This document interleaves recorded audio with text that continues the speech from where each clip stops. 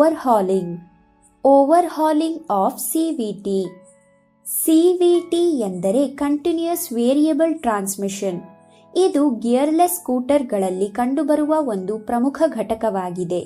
ಇದು ಸ್ಕೂಟರ್ನ ಗಿಯರ್ಗಳನ್ನು ಹಸ್ತಚಾಲಿತ ಅಥವಾ manual shift ಮಾಡದೆ ಸಮಯೋಚಿತವಾಗಿ ಅಥವಾ ನಿರಂತರವಾಗಿ ಹೊಂದಿಸಿ ಒಂದು ಸ್ಮೂತ್ ಮತ್ತು ಪರಿಣಾಮಕಾರಿ ರೈಡ್ ನೀಡುವಲ್ಲಿ ಮಹತ್ವದ ಪಾತ್ರ ವಹಿಸುತ್ತದೆ.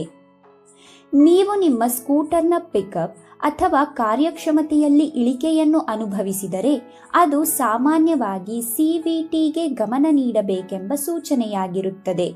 ಒಂದು ಕೆಟ್ಟ ಸಿವಿಟಿಯ ಕಾರಣದಿಂದ ವೇಗವರ್ಧನೆ ಕಡಿಮೆಯಾಗಬಹುದು, ಇಂಧನದ ದಕ್ಷತೆ ಕುಸಿಯಬಹುದು ಮತ್ತು ಒಟ್ಟಾರೆ ಅದರ ಕಾರ್ಯಕ್ಷಮತೆಯು ಮಂದಗತಿಯಲ್ಲಿರಬಹುದು. ಆದ್ದರಿಂದ ಸ್ಕೂಟರ್ನ ಕಾರ್ಯಕ್ಷಮತೆ ಸರಿಯಾಗಿ ಉಳಿಯಲು ಇದನ್ನು ನಿಯಮಿತವಾಗಿ ಮೇಂಟೈನ್ ಮತ್ತು ರಿಪೇರಿ ಮಾಡುವುದು ಮುಖ್ಯವಾಗಿದೆ. ಈ ವಿಡಿಯೋದಲ್ಲಿ ನಾವು ಸಿವಿಟಿಯನ್ನು ತೆರೆಯುವ ಮತ್ತು ರಿಪೇರ್ ಮಾಡುವ ವಿಧಾನವನ್ನು ತಿಳಿದುಕೊಳ್ಳುತ್ತೇವೆ. ಇದರಲ್ಲಿ ಬಳಸುವ ಅಗತ್ಯವಾದ ಟೂಲ್ಗಳು ಮತ್ತು ಉಪಕರಣಗಳು: T spanner, screw driver, ring spanner, long nose plier, magnet holder, Y puller, flywheel holder, cleaning brush, CVT clutch nut wrench, CVT pulley spanner, diesel spray bottle. ಈಗ ಸಿವಿಟಿ ಅನ್ನು ಬದಲಿಸುವ ಪ್ರಕ್ರಿಯೆಯನ್ನು ನೋಡೋಣ. ಸಿವಿಟಿ ವರೆಗೆ ತಲುಪಲು ಮೊದಲು ಸ್ಕೂಟರ್ ಅನ್ನು ಸೆಂಟರ್ ಸ್ಟ್ಯಾಂಡ್ ಮೇಲೆ ನಿಲ್ಲಿಸಿ.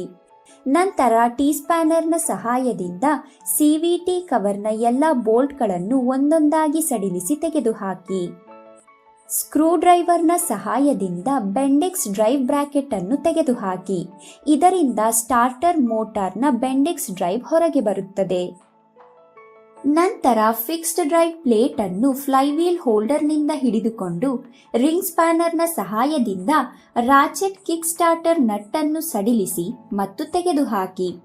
ಅದರ ಹಿಂದೆ ಇರುವ ರಾಚೆಟ್ ನಟ್ ಸ್ಪೇಸರ್ ಅನ್ನು ಸಹ ತೆಗೆದುಹಾಕಿ. ನಂತರ ಫಿಕ್ಸ್ಡ್ ಡ್ರೈವ್ ಪ್ಲೇಟ್ ಅನ್ನು ತೆಗೆದುಹಾಕಿ. ಪ್ಲೇಟ್ ತೆಗೆದ ನಂತರ ಗಿಯರ್ ಟೀತ್ಗಳನ್ನು ಪರಿಶೀಲಿಸಿ. ಈಗ ವಿ ಡ್ರೈವ್ ಬೆಲ್ಟ್ ಅನ್ನು ತೆಗೆದು ಅದರ ಸ್ಥಿತಿಯನ್ನು ಪರಿಶೀಲಿಸಿ. ಒಂದು ವೇಳೆ ಬೆಲ್ಟ್ ಸವೆದಿದ್ದರೆ ಅಥವಾ ಬಿರುಕುಗಳು ಕಂಡುಬಂದರೆ ಅದನ್ನು ಬದಲಾಯಿಸಿ.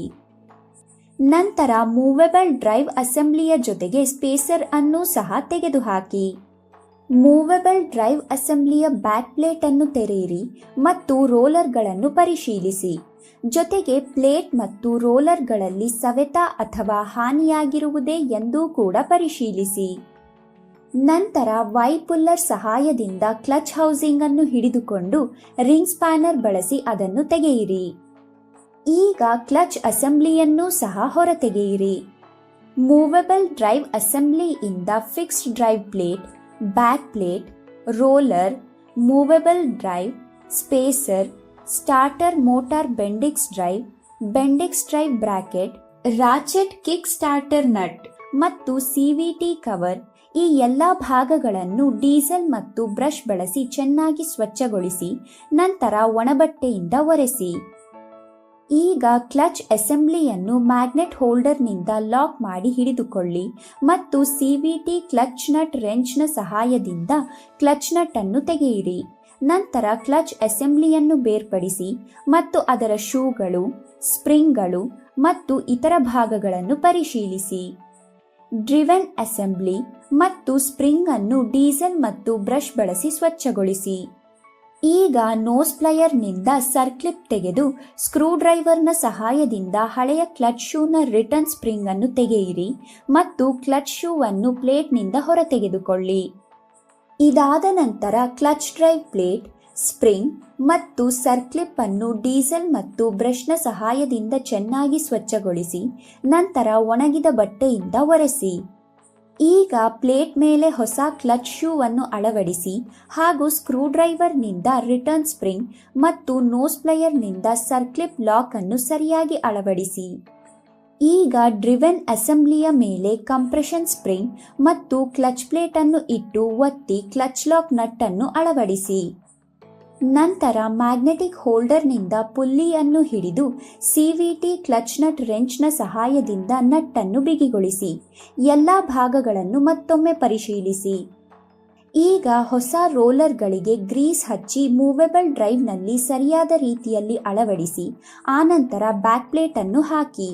ಈಗ ಮೊದಲು ಕ್ಲಚ್ ಅಸೆಂಬ್ಲಿಯನ್ನು ಮತ್ತು ನಂತರ ಕ್ಲಚ್ ಹೌಸಿಂಗ್ ಅನ್ನು ಔಟ್ಪುಟ್ ಡ್ರೈವ್ ಶಾಫ್ಟ್ ಮೇಲೆ ಅಳವಡಿಸಿ ಹಾಗೂ ಕ್ಲಚ್ ಹೌಸಿಂಗ್ ಅನ್ನು ಮ್ಯಾಗ್ನೆಟಿಕ್ ಹೋಲ್ಡರ್ನಿಂದ ಹಿಡಿದು ರಿಂಗ್ ಸ್ಪ್ಯಾನರ್ನಿಂದ ನಟ್ ಅನ್ನು ಬಿಗಿ ಮಾಡಿ. ಈಗ ಮೂವೆಬಲ್ ಡ್ರೈವ್ ಅಸೆಂಬ್ಲಿಯಲ್ಲಿ ಕಾಲರ್ ಅನ್ನು ಹಾಕಿ ಶಾಫ್ಟ್ ಮೇಲೆ ಅಳವಡಿಸಿ. ನಂತರ ಬೆಲ್ಟ್ ಅನ್ನು ಮೊದಲು ಡ್ರಿವೆನ್ ಅಸೆಂಬ್ಲಿಯಲ್ಲಿ ಅಳವಡಿಸಿ ನಂತರ ಡ್ರೈವ್ ಅಸೆಂಬ್ಲಿಯಲ್ಲಿ ಹಾಕಿ. ಈಗ ಫಿಕ್ಸ್ಡ್ ಡ್ರೈವ್ ಪ್ಲೇಟ್ ಅನ್ನು ಅಳವಡಿಸಿ ಸ್ಪೇಸರ್ ಅನ್ನು ಹಾಕಿ. ಪ್ಲೇಟ್ ಅನ್ನು ಫ್ಲೈವೀಲ್ ಹೋಲ್ಡರ್ನಿಂದ ಹಿಡಿದು ರಾಚೆಟ್ ಕಿಕ್ ಸ್ಟಾರ್ಟರ್ ನಟ್ ಅನ್ನು ಅಳವಡಿಸಿ ರಿಂಗ್ ಸ್ಪ್ಯಾನರ್ನಿಂದ ಬಿಗಿ ಮಾಡಿ. ನಂತರ ಬೆಂಡಿಕ್ಸ್ ಡ್ರೈವ್ ಅನ್ನು ಸರಿಯಾದ ಸ್ಥಿತಿಯಲ್ಲಿ ಅಳವಡಿಸಿ ಬೆಂಡಿಕ್ಸ್ ಡ್ರೈವ್ ಬ್ರಾಕೆಟ್ ಮೇಲೆ ಸ್ಕ್ರೂಗಳನ್ನು ಹಾಕಿ ಮತ್ತು ಸ್ಕ್ರೂ ಡ್ರೈವರ್ನ ಸಹಾಯದಿಂದ ಬಿಗಿಗೊಳಿಸಿ. ಸಿವಿಟಿ ಕವರ್ ಅನ್ನು ಅಳವಡಿಸಿ ಎಲ್ಲ ಬೋಲ್ಟ್ಗಳನ್ನು ಟಿ ಸ್ಪ್ಯಾನರ್ನ ಸಹಾಯದಿಂದ ಬಿಗಿಗೊಳಿಸಿ. ಸಾರಾಂಶ: ಈ ವಿಡಿಯೋದಲ್ಲಿ ಗಿಯರ್ಲೆಸ್ ಸ್ಕೂಟರ್ಗಳಲ್ಲಿ ಬಳಸುವ ಸಿವಿಟಿ ಕಂಟಿನ್ಯೂಯಸ್ ವೇರಿಯಬಲ್ ಟ್ರಾನ್ಸ್ಮಿಷನ್ ವ್ಯವಸ್ಥೆಯ ಸರ್ವಿಸಿಂಗ್ ಮತ್ತು ಓವರ್ಹಾಲಿಂಗ್ ಪ್ರಕ್ರಿಯೆಯನ್ನು ತಿಳಿದುಕೊಂಡೆವು. ಸಿವಿಟಿ ವ್ಯವಸ್ಥೆಯು ಮ್ಯಾನ್ಯುಯಲ್ ಶಿಫ್ಟಿಂಗ್ನ ಅಗತ್ಯವಿಲ್ಲದೆ ಗಿಯರ್ ಅನುಪಾತವನ್ನು ನಿರಂತರವಾಗಿ ಹೊಂದಿಸಿ ಸ್ಮೂತ್ ಮತ್ತು ಪರಿಣಾಮಕಾರಿ ಸವಾರಿಯನ್ನು ಒದಗಿಸುವಲ್ಲಿ ಮಹತ್ವಪೂರ್ಣ ಪಾತ್ರವನ್ನು ವಹಿಸುತ್ತದೆ ಎಂಬುದನ್ನು ನಾವು ಕಲಿತೆವು.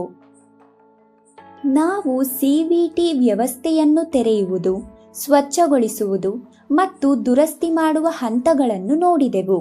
ಇದರಲ್ಲಿ ಡ್ರೈವ್ ಪ್ಲೇಟ್, ರೋಲರ್ಗಳು, ಸ್ಪ್ರಿಂಗ್ಗಳು ಮತ್ತು ಬೆಲ್ಟ್ ಮುಂತಾದ ಮುಖ್ಯ ಭಾಗಗಳ ಪರಿಶೀಲನೆ ಸೇರಿತ್ತು. ಇದರ ಜೊತೆಗೆ ಹಾಳಾದ ಭಾಗಗಳನ್ನು ಹೇಗೆ ಬದಲಾಯಿಸಬೇಕು ಮತ್ತು ಸ್ಕೂಟರ್ನ ಸರಿಯಾದ ಕಾರ್ಯಕ್ಷಮತೆಯನ್ನು ಹೇಗೆ ಖಚಿತಪಡಿಸಬೇಕು ಎಂಬುದನ್ನು ಕಲಿತೆವು. ನಿಮಗಾಗಿ ಒಂದು ಆಸಕ್ತಿದಾಯಕ ಕಾರ್ಯ: ನಿಮ್ಮ ವಾಹನದ ಸಿವಿಟಿ ವ್ಯವಸ್ಥೆಯನ್ನು ಪರಿಶೀಲಿಸಿ ಮತ್ತು ಅದರಲ್ಲಿ ಯಾವುದೇ ಅಸಾಮಾನ್ಯ ಶಬ್ದಗಳು ಅಥವಾ ಕಾರ್ಯಕ್ಷಮತೆಯ ಸಮಸ್ಯೆಗಳಿದ್ದರೆ ಗಮನಿಸಿ ನೋಟ್ ಮಾಡಿಕೊಳ್ಳಿ. ಯಾವುದೇ ಸಮಸ್ಯೆ ಕಂಡುಬಂದರೆ ಅದರ ಸಂಭವನೀಯ ಕಾರಣಗಳು ಮತ್ತು ಪರಿಹಾರವನ್ನು ಬರೆಯಿರಿ.